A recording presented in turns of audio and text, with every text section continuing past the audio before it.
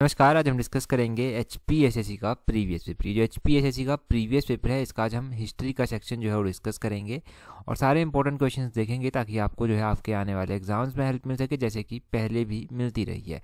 तो question number 58 से जो है अभी हम स्टार्ट करेंगे। क्वेश्चन नंबर 58 में क्या बोलते हैं, यहाँ पर बोलते हैं हु फाउंडेड दी पाला एम्पायर। तो बोलते हैं पाल साम्राज्य की स्थापना किसके द्वारा की गई थी। ये क्वेश्चन बहुत ही कॉमन क्वेश्चन है। पाल साम्राज्य की स्थापना जो था वो गोपाल के द्वारा की गई थी। ऑप्शन डी जो है वो सही आंसर है। गोपाल के नाम से पता चल रहा है कि पाल वंश का ये शासक रहा होगा, परंतु इसने स्थापना की थी ये भी आप ध्यान रखिए। ये कौन से धर्म का अनुयायी था, तो ये बौद्ध धर्म को जो था वो मानता था, ये भी आपने ध्यान रखना है। इसने एक मठ की स्थापना भी करवाई थी। ये मठ इसके द्वारा उदंतपुरी में जो था वो बनवाया गया था। चलो, ये तो हो गया गोपाल के बारे में। गोपाल के बाद जो था वो इसका पुत्र शासक बना। पुत्र का नाम था धर्मपाल, जो था वो पुत्र का नाम था। धर्मपाल पुत्र का नाम था। अब ये शासक बना, ये भी बौद्ध धर्म का अनुयायी था। तो इसने जो था, इसके बारे में जो क्वेश्चन पूछा जाता है वो पूछा जाता है कि विक्रमशिला यूनिवर्सिटी जो है वो किसने स्थापित करवाई थी। तो ये धर्मपाल के द्वारा ही जो था वो स्थापित करवाई गई थी। तो ये आपने ज़रूर ध्यान रखना है कि धर्मपाल ने जो था वो विक्रमशिला यूनिवर्सिटी की स्थापना जो था वो करवाई थी और ये पाल वंश का शासक था। गोपाल के बाद धर्मपाल बना था शासक। कहाँ पर स्थापना करवाई गई थी इस यूनिवर्सिटी की, तो भागलपुर बिहार में जो था वो इस यूनिवर्सिटी की स्थापना करवाई गई थी। अच्छा, और भी यूनिवर्सिटीज़ आप पढ़ते हैं, जैसे कि एक नालंदा यूनिवर्सिटी आप पढ़ते हैं। नालंदा यूनिवर्सिटी की स्थापना कुमारगुप्त फर्स्ट के द्वारा करवाई गई थी। एक विक्रमशिला यूनिवर्सिटी होगी, इसके द्वारा ये जो धर्मपाल है, धर्मपाल ने जो था वो एक सोमापुरी यूनिवर्सिटी भी जो था वो स्थापित करवाई थी। और गोपाल के बारे में आपने पढ़ लिया कि उदंतपुरी विश्वविद्यालय या मठ इसने जो था वो स्थापित करवाया था। तो ये सारी चीज़ें आपने यहाँ से एक साथ कलेक्ट करके जो है वो याद रखनी है ताकि एग्जाम में हेल्प मिल सके। क्वेश्चन नंबर 59 देखिए, बोलते हैं who was the court poet of king Mahipala of Kannauj. तो कन्नौज के जो शासक थे महिपाल, बोलते हैं इनके जो कार्यकाल या फिर इनके दरबार में जो कवि थे वो इनमें से कौन थे। अगर हम बात करें महिपाल की, तो महिपाल जो था ये कन्नौज के थे और इनके दरबार में जो इम्पोर्टेंट विद्वान हुए उनका नाम क्या था, उनका नाम था राजशेखर। ऑप्शन डी जो है वो सही आंसर है। राजशेखर जो था वो इनके दरबार में हुआ करते थे, एक विद्वान हुआ करते थे। आपने ये भी ध्यान रखना है कि ये जो महिपाल थे, महिपाल को कहीं पर महेंद्रपाल भी लिखा गया है और ये प्रतिहार वंश के जो था वो शासक थे। प्रतिहार वंश के ये शासक थे। और ये जो राजशेखर थे ये एक इम्पॉर्टेंट या फिर ग्रेट, आप कह लीजिए ग्रेट संस्कृत पोइट थे, यानी कि संस्कृत की कविताएं लिखते होंगे, संस्कृत कवि थे। और उसके साथ साथ ये एक नाटकाकार भी थे, नाटक भी करते थे। तो ये चीज़ें आपने इनके बारे में भी जो है वो साथ में जोड़ लेनी है क्योंकि ये भी इम्पोर्टेंट है। ये जो प्रतिहार वंश था इसकी स्थापना जो था वो हरिश्चंद्र नामक राजा ने जो था वो की थी, ये कहा जाता है। और राजशेखर के बारे में थोड़ा सा और जान लीजिए कि इनके द्वारा कुछ किए हुए कार्य, जिनमें बल भारत एक कार्य है इनका, बल रामायण इनका कार्य है, काव्य मीमांसा भी जो है वो इनका एक कार्य है। और विधानसल भंजिका भी जो है वो इनका एक कार्य है। तो इनके कार्य कई बार एग्जाम में पूछ लिए जाते हैं, उनको ज़रूर ध्यान रखना। क्वेश्चन नंबर 60 देखिए, बोलते हैं who constituted a council known as Umar e Chahalgani. तो बोलते हैं उमर ए चहलगानी नामक परिषद की रचना किसने की थी। चहलगानी ये जो परिषद था ये किसके द्वारा बनाया गया था, ये बनाया गया था इल्तुतमिश के द्वारा। ऑप्शन बी जो है वो सही आंसर है। इल्तुतमिश के द्वारा ये उमर ए चहलगानी बिकॉज आप कह लीजिए कि परिषद आप बनवाया था इसने। अगर हम इल्तुतमिश की बात करें और भी थोड़ी सी इसके बारे में जानें, जो एग्ज़ाम में पूछा जाता है इसके बारे में, क्या क्या पूछा जाता है यहाँ से एग्ज़ाम में पूछ लिया जाता है जो इसका ये जो चहलगानी या फिर चालीसा ग्रुप इसको कहते थे, 40 अमीरों का ये एक ग्रुप हुआ करता था, उसको ये चहलगानी या फिर चालीसा कहते थे। इल्तुतमिश के द्वारा चांदी का टका और तांबे का जीतल ये सिक्के भी जो था वो इसके द्वारा चलाए गए थे। इल्तुतमिश के मतलब जो होता है, इल्तुतमिश शब्द का जो वास्तविक अर्थ होता है वो होता है साम्राज्य का रक्षक। और इल्तुतमिश से पहले कुतुबुद्दीन ऐबक जो था वो शासक हुआ करते थे। कुतुबुद्दीन ऐबक के द्वारा जो था वो कुतुब मीनार की नींव रखी गई थी और इल्तुतमिश ने जो था वो उस कार्य को पूरा करवाया था। ये आप ध्यान रखिए। ये इस तरह का क्वेश्चन शायद पूछा गया था ना, एक बार पटवारी के एग्जाम में पूछा गया था कि कहाँ पर पूछा गया था, परंतु पूछा गया है, ये आपने ध्यान रखना है। और भी इल्तुतमिश इम्पोर्टेंट है। कई बार तो इल्तुतमिश जो है इसके बारे में ये कहा जाता है कि इसने जो था अपने कार्यकाल के दौरान सिक्कों पर टकसाला का नाम लिखवाने की परंपरा जो था वो शुरू की थी। ठीक है, ये कहा जाता है इसके बारे में। और इसके बारे में इसके बाद रजिया सुल्तान इसकी पुत्री थी जो शासक बनी थी, ये भी आपने ध्यान रखना है। 1236 में जो था वो रजिया सुल्तान जो था, रजिया जो था वो सुल्तान बनी थी, आप ये कह सकते हैं। और यहाँ पर बलबन दिया गया है। बलबन के बारे में एक क्वेश्चन मैं आपको हमेशा बताता हूँ, इसकी रक्त एवं लौह की नीति, जिसको आप policy of blood and iron भी कह सकते हैं। यहाँ पर सिकंदर लोधी दिया गया है। सिकंदर लोधी की अगर हम बात करें तो ये लोधी वंश में था। सिकंदर लोधी वंश की स्थापना किसने की थी? लोधी वंश की स्थापना जो था वो की गई थी किसके द्वारा? बहलोल लोधी के द्वारा। बहलोल लोधी ने तो इस वंश की स्थापना की। एक आप पढ़ते हैं कि मुगलों का आगमन जो हुआ, मुगलों का आगमन कैसे हुआ? मुगलों ने जो था वो लोधी वंश के एक शासक थे इब्राहिम लोधी, जिनको हराया था और फिर मुगल वंश की जो था वो स्थापना की थी। इब्राहिम लोधी का युद्ध जो था वो किसके साथ हुआ था? तो इब्राहिम लोधी की अगर हम बात करें तो इनकी जो बैटल हुई थी, पानीपत की लड़ाई, वो किसके साथ हुई थी? वो बाबर के साथ हुई थी और 1526 में वो हुई थी। सिकंदर लोधी की मैंने आपको एक गज सिकंदरी जो इसका पैमाइश का एक पैमाना था वो भी मैंने आपको बताया था, ये 30 इंच का होता था लगभग। तो ये सब चीज़ें आप यहाँ से ध्यान रखें। अगला क्वेश्चन देखिए, 61 क्वेश्चन बोलते हैं Al Biruni came to India in. तो बोलते हैं अल बिरूनी जो था वो भारत कब आया था? अल बिरूनी की बात करें तो अल बिरूनी भारत आया था लगभग 11वीं सेंचुरी में, 11वीं शताब्दी में ये भारत आया। ऑप्शन सी जो है वो सही आंसर है। अब अल बिरूनी 11वीं शताब्दी में भारत आए, मतलब क्या हुआ इसका मतलब थोड़ा समझ रहे हैं आपकी। 11वीं शताब्दी में ये भारत आया तो कहाँ से आया और कौन था ये? अल बिरूनी जो था ना, ये महमूद गजनवी के साथ जो था वो भारत आया था, ये आपने ध्यान रखना है। और लगभग 1017 ईस्वी पूर्व जो था ये आया था, इतने पहले आया था। इसके द्वारा जो किताब लिखी गई थी वो इम्पोर्टेंट है। इसके द्वारा किताब लिखी गई थी कौन सी? किताब उल हिंद। किताब उल हिंद में जो था इसने, आप कह सकते हैं कि इसने जो था यहाँ पर इंडिया के बारे में जो था वो मेंशन किया था। जब ये इंडिया में आया था यहाँ पर, इसने इंडिया की लाइफ के बारे में, हिस्ट्री के बारे में, जियोग्राफी, जियोलॉजी, साइंस, मैथमेटिक्स, इन सब चीज़ों के बारे में जो था वो इसने मेंशन किया है। अब ये महमूद गजनवी कौन है? ये महमूद गजनवी वही है जिसने नगरकोट या फिर कांगड़ा किला आप कह लीजिए, जिसको 1009 ईस्वी में जो था वो लूटा था। ये वही है जिसने सोमनाथ मंदिर को 1025 ईस्वी में जो था वो लूटा था। ये आपने ध्यान रखना है महमूद गजनवी के बारे में। अल बिरूनी जो इसके साथ भारत आया लगभग 11वीं शताब्दी में जो था वो भारत आया था। इसने किताब उल हिंद लिखी। किताब उल हिंद बहुत इंपॉर्टेंट किताब है एक। तो ये सारे जो मैंने बताए नाम आपको और जो इंपॉर्टेंट इन्फॉर्मेशन जानी उसको ध्यान रखना। नेक्स्ट क्वेश्चन देखिए। नेक्स्ट क्वेश्चन में बोलते हैं which was the biggest building in Mohenjodaro. तो बोलते हैं मोहनजोदड़ो में इनमें से कौन सी सबसे विशाल जो है एक बड़ी इमारत है? तो मोहनजोदड़ो की अगर हम जब भी बात करते हैं तो सबसे विशाल बिल्डिंग जो है यहाँ पर ग्रेनरी आती है।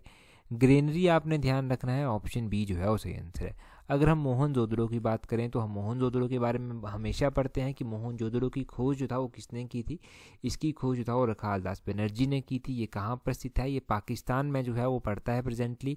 और यहाँ पर जो चीज़ें मिली थी, यहाँ पर स्नानागार भी मिला था, ग्रेनरी भी यहाँ का एक बड़ी इमारत है, कांसे की एक नंगन नृत्यकी की मूर्ति यहाँ पर मिली थी, यहाँ पर एक सूती कपड़ा भी देखने को मिला, यहाँ पर दाढ़ी वाले साधु बाबा भी मिले, यहाँ पर पशुपति के अंकन का एक मोहर भी मिला, मृतकों का टिल्ला यहाँ पर मोस्ट इम्पॉर्टेंट जो है वो यहाँ पर मिला।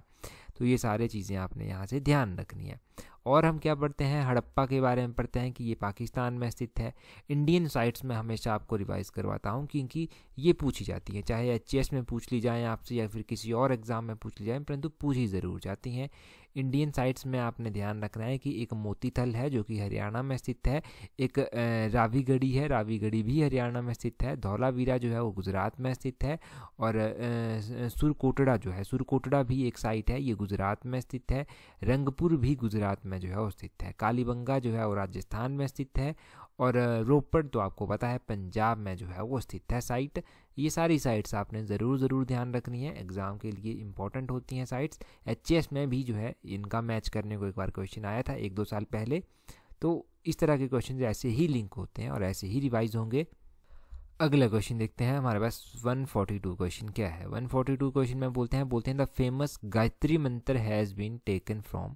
तो फेमस गायत्री मंत्र जो है वो बोलते हैं कि कहाँ से लिया गया है। गायत्री मंत्र की अगर हम बात करें तो फेमस गायत्री मंत्र जो है वो ऋग्वेद से लिया गया है। ऑप्शन ए जो है वो सही आंसर है।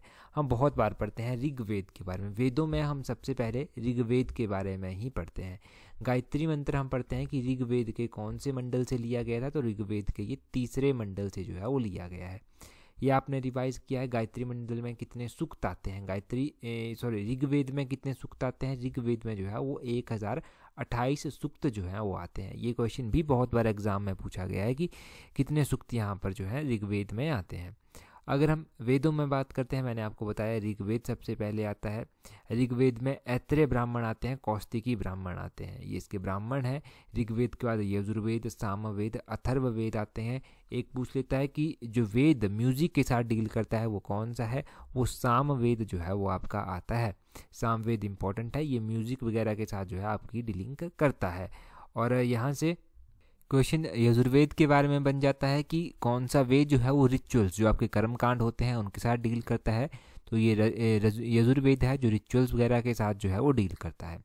तो वेदों के बारे में लगभग आपने जान लिया, तो इतना ज़रूर ध्यान रखना है। यहाँ से अगला क्वेश्चन देखते हैं 143 क्वेश्चन। बोलते हैं the founder of Kushan empire was, तो ये क्वेश्चन बहुत कम पूछा जाता है। कुषाण एम्पायर के बारे में जो कॉमनली क्वेश्चन पूछे जाते हैं उनको भी जानेंगे। पहले कुषाण एम्पायर की स्थापना किसने की थी, ये क्वेश्चन देख लेते हैं। इसकी स्थापना की गई थी कुजुल कैडफिसेस के द्वारा। कुजुल कैडफिसेस, ऑप्शन सी जो है वो सही आंसर है। कुषाण के बारे में क्या क्वेश्चन पूछा जाता है, देखो ध्यान रखना है आपने कि कुषाण वंश के बारे में हमेशा ही जो क्वेश्चन पूछे गए हैं वो कनिष्क के बारे में पूछे गए हैं। पहला तो क्वेश्चन यहाँ से पूछ लेते हैं कि कुषाण वंश के सबसे शक्तिशाली शासक कौन थे, तो वो कनिष्क आ जाते हैं। कुषाण वंश के बारे में पूछ लेते हैं कि यहाँ पर जो है शक संवत किसने शुरू किया था, तो शक संवत भी जो था वो कनिष्क के द्वारा ही जो था वो शुरू किया गया था, ये आपने ध्यान रखना है। और यहाँ से कनिष्क का एक इम्पॉर्टेंट क्वेश्चन बन जाता है कि नागार्जुन और चरक किसके दरबार में जो था वो विद्वान हुआ करते थे। तो नागार्जुन हो गया, चरक हो गया, ये विद्वान थे तो ये कनिष्क के कार्यकाल के दौरान विद्वान थे, ये आपने ध्यान रखना है। और गंधारा स्कूल ऑफ आर्ट ये कनिष्क के कार्यकाल के दौरान जो था वो फला फूला, वो भी आप ध्यान रखना ज़रूर। और कुजुल कैडफिसेस के बारे में आपने ध्यान रख लिया कि इसने कुषाण वंश की स्थापना की। इसने जो था वो रोमन सिक्कों की नकल पर जो था वो तांबे के सिक्के भी जो था वो डलवाए थे, ये भी आपने ध्यान रखना है कि रोमन सिक्कों को इसने देखा कि कैसे होते हैं ग्रीक्स के सिक्के, और उसने वैसे ही सिक्के जो था वो फिर डलवाना शुरू कर दिए, ये पता होना चाहिए। और ये विम कैडफिसेस हो गया, ये भी इन्हीं के कार्यकाल के दौरान होता था। कुजुल कैडफिसेस के बाद ये बना था, कई बार इसको वास्तविक संस्थापक कह देते हैं कई किताबों में। अगला क्वेश्चन देखिए, अगले क्वेश्चन में क्या बोलते हैं, अगले क्वेश्चन में बोलते हैं बीबी का मकबरा वॉज बिल्ट बाय, तो बीबी का मकबरा किसके द्वारा बनवाया गया था। अगर हम बीबी के मकबरा की बात करते हैं कि बीबी का मकबरा जो था वो किसके द्वारा बनवाया गया था, तो ये बनवाया गया था औरंगजेब के द्वारा। ऑप्शन डी जो है वो सही आंसर है। हम औरंगजेब, अकबर, जहांगीर इन सब के बारे में पढ़ते हैं, इंडिविजुअली हम अकबर के बारे में ज़्यादा एग्जाम में क्वेश्चन देखते हैं। तो औरंगजेब के बारे में जानते हैं पहले। अच्छा, औरंगजेब ने ये बीबी का मकबरा बनवाया था, ये किसके लिए बनवाया था? इसने बीबी का मकबरा जो था वो इसने अपनी वाइफ के लिए बनवाया था। वाइफ का नाम था रबिया दुरानी, कहीं पर इसको बनू बेगम भी लिखा गया है, दिलरास बनू बेगम। तो ये ध्यान रखिए। क्या औरंगजेब ने कुछ और भी बिल्डिंग्स बनवाई? यस, औरंगजेब ने जो था वो बादशाही मस्जिद जो था वो बनवाई थी, बादशाही मस्जिद, मोती मस्जिद जो कि दिल्ली में है, उसका निर्माण भी इसने ही जो था वो करवाया था। अगर हम और भी कुछ यहाँ से जानें तो और यहाँ से हम जान सकते हैं शाहजहाँ के बारे में। शाहजहाँ ने ताजमहल बनवाया, इसने आगरा वाली मोती मस्जिद बनवाई, जामा मस्जिद इसने बनवाई, लाल किला इसने बनवाया था, ये आपने ध्यान रखना है। उसके पहले था जहांगीर। जहांगीर ने क्या बनवाया था? अगर हम जहांगीर की बात करते हैं तो इसने एक नूरजहाँ का मकबरा बनवाया था, ये आपने ध्यान रखना है। और उसको इतमद उद दौला कहा गया था। और इसने भी मोती मस्जिद बनवाई, लाहौर में इसने मोती मस्जिद जो था बनवाई थी। अकबर का तो आपको पता ही है, अकबर का जो अभी एग्जाम में क्वेश्चन पूछा गया था, एक तो आपने वो ध्यान रखना है। क्या क्वेश्चन पूछा गया था? इसका क्वेश्चन पूछा गया था कि आगरा का किला किसने बनवाया था, कुछ टाइम पहले पूछा गया था, ठीक है। तो आगरा का किला अकबर के द्वारा बनवाया गया था। इसके द्वारा हवा महल हो गया, इसके द्वारा पंच महल हो गया, और भी बहुत सारी बिल्डिंग्स इसके द्वारा बनवाई गई, जो आपने ध्यान रखना है। बीरबल की कोठी उनमें से एक आता है, बीरबल तो आपको पता है इसके नवरत्नों में से एक था। तो ये सारी चीज़ें आपने ध्यान रखनी है अकबर के बारे में भी।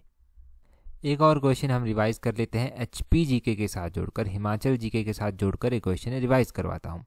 आपको पता है हम बलोखला सीरीज जो है डिस्कस कर रहे हैं, उसमें जब हमने सिरमौर डिस्ट्रिक्ट डिस्कस किया था तो सिरमौर डिस्ट्रिक्ट के पहले पार्ट में, और बलोखला सीरीज का ओवरऑल जो 13वें नंबर का पार्ट था, 13 पार्ट था, उसमें हमने क्या पढ़ा था कि सिरमौर के कौन से राजा जो था वो शाहजहाँ के समकालीन थे। तो सिरमौर के राजा मंधाता प्रकाश जो था वो शाहजहाँ के समकालीन थे। ये क्वेश्चन आपने ज़रूर ध्यान रखना है ना। इसी तरह से तो क्वेश्चन रिवाइज होंगे और याद रहेंगे आपको और भूलेंगे नहीं। तो आपने ध्यान रखना है कि शाहजहाँ के समकालीन थे, मंधाता प्रकाश सिरमौर के ये शासक थे। अगला क्वेश्चन देखते हैं जी, ये सारे क्वेश्चन हो गए यहाँ से। अगला है Muslim League was founded in which year. तो मुस्लिम लीग की स्थापना बोलते हैं कब की गई थी, 1906 में मुस्लिम लीग की स्थापना की गई थी। अब नॉर्मल क्वेश्चन नहीं पूछे जाते एग्जाम में, क्वेश्चन पूछ लिया जा सकता है कि मुस्लिम लीग की स्थापना जो था वो किसने की थी। तो आगा खां के द्वारा मुस्लिम लीग की स्थापना 1906 में की गई थी, ढाका में इसकी स्थापना की गई थी, ये आपने ध्यान रखना है। और यहाँ से आप ध्यान रखते हैं कि इसी तरह एक लंदन मुस्लिम लीग भी जो था वो स्थापित किया गया। लंदन मुस्लिम लीग जो था वो 1908 में स्थापित किया गया, और ये सैयद अमीर अली के द्वारा जो था वो स्थापित किया गया था 1908 में। क्या नाम था इसका, लंदन मुस्लिम लीग। लंदन मुस्लिम लीग जो था वो इसका नाम था। ज़्यादा नहीं उलझाएंगे इस क्वेश्चन को, इतना यहाँ से ध्यान रख लीजिए। अगला क्वेश्चन देख लेते हैं। अगले क्वेश्चन में बोलते हैं who was the founder editor of the famous newspaper Kesari during the national struggle. तो बोलते हैं राष्ट्रीय संघर्ष के दौरान ये जो सुप्रख्यात एक अखबार था जिसका नाम था केसरी, इसके संपादक कौन थे, संस्थापक और इसके संस्थापक और संपादक कौन थे।